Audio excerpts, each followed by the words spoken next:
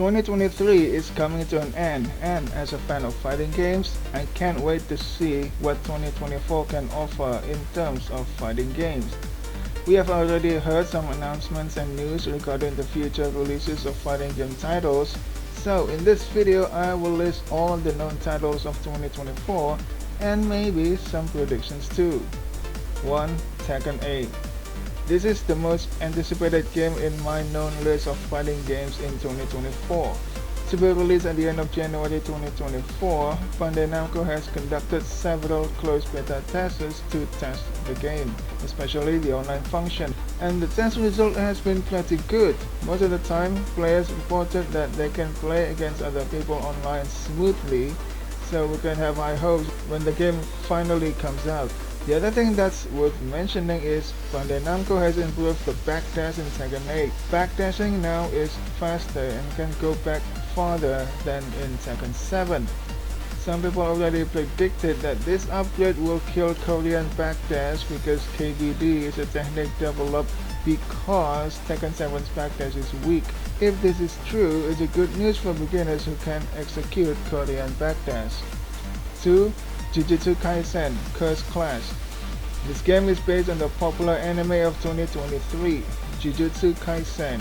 For me, the game's announcement was a little surprise because I didn't expect Jujutsu Kaisen would be getting a fighting game, a genre that is not very popular.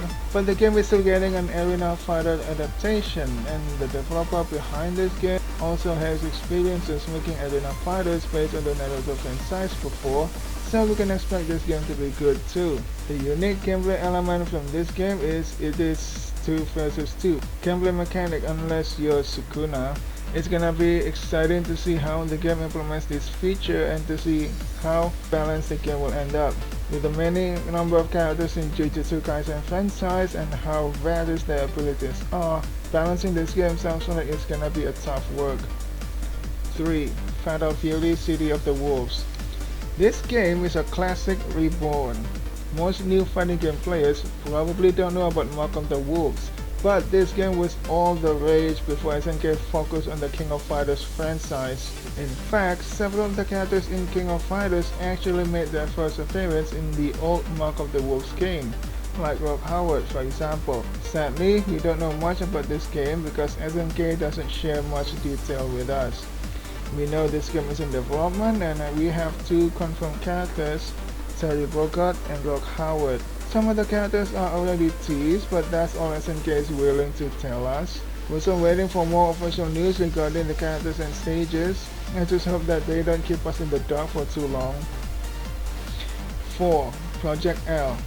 To be honest, this game is what personally irritates me the most. Why? Well, because this project is already announced a long time ago, and what do we know about this game? Very little. How many characters are already confirmed for this game? We have the Buff Knight dude, the Fox waifu, the Crazy waifu, the Time Travel boy, the Samurai dude, and the Tentacle girl. Only 6 confirmed characters. Compared to how long the game has already been in development, that number is so small. The last bit of information that they shared with us is the gameplay mechanic, which, to explain it in a simple way, is not different than BlazBlue Prostack Battle, a game that's already been released in 2018, and that is 5 years ago. I don't understand why this game's development is so slow. We don't have an official name yet. Riot owns the IP and they already have experience making games, and they have a lot of fans.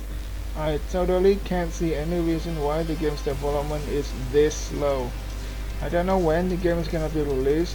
Let's hope it's sometime in Q4 2024 or maybe 2025. Don't get your hopes up. 5. Dragon Ball Sparking Zero. Out of all the known games that I list, this game is the one with the least amount of information, but that's okay since the game is the latest to be announced. And we just got the latest trailer in the Game Awards 2023. The game will still retain its arena fighter gameplay, with Goku and Vegeta fighting each other at the start of the trailer. The 2 of them can also transform into Super Saiyan Blue version of themselves mid-fight, which makes it a very interesting gameplay. Other characters that already confirmed are Frieza, Broly, Piccolo, Krillin, Tien, Yamcha, Trunks, Number 18, Cell, Mr. Satan, Boo, and Jiren. Still no release date yet, but you can wishlist the game on PS5, Xbox Series X or S, and Steam. Number 6. Under Night In-Birth 2, Sis Celeste. I have no idea what Sis Celeste means, but I guess that's what Fanspread decided to call their next game. Sis Celeste is the latest installment of the Under Night In-Birth fighting game series, and it comes with a lot of improvements. We got 3 new characters, simple input, rollback netcode, and Fanspread also says that this game is gonna be the final chapter of the game. Either that means they're not making another Under Night game, or we'll have another story next time. This game will be released on January 24th, 2024, which means it will be competing with Tekken for attention. However, there are 2 totally different fighting game genres, so maybe they won't kill each other on release. Prediction time. Okay, so we have gone over the confirmed games that will be released in the future. However, I too have some hope about what are the next fighting game titles that we need. This part of the video is purely speculation, or maybe you can say it's copium. It's okay, we can all hope, right? BlazBlue's spiritual successor. Okay, we're gonna need to face the fact that Mori already left Axis. That means Axis will never make another BlazBlue, but that doesn't mean that BlazBlue's fate is over. Even though we don't know the reason why Mori left, but one thing is for sure, he still wants to make games. This is proven when on February 2023, our man founded Studio Flare and works there as development producer, which means that he'll be more involved in the creation side of things rather than the business side of things. We still don't know what game is he cooking, but I can bet it is a spiritual successor to BlazBlue. I'm hoping it's BB Tech 2 since Mori was also the producer of that game. Nijisanji fighting game. In the world of virtual YouTubers, there are 2 big companies fighting for attention, Hololive and Nijisanji. Hololive fans have already made a fan game where you can find out which one of your Oshi is the strongest. But why stop there? We need Nijisanji fans to also come up together and make their own fighting fan game. The roster could consist of only Niji-EN, Niji-JP, or a combination of both. The gameplay doesn't have to be assist-based like Idol Showdown, but it should be decent enough with roleplay netcode featured. More anime fighting games. We already have Naruto Shippuden series, Kill La Kill If, Dragon Ball FighterZ, and soon Jujutsu Kaisen Curse Clash.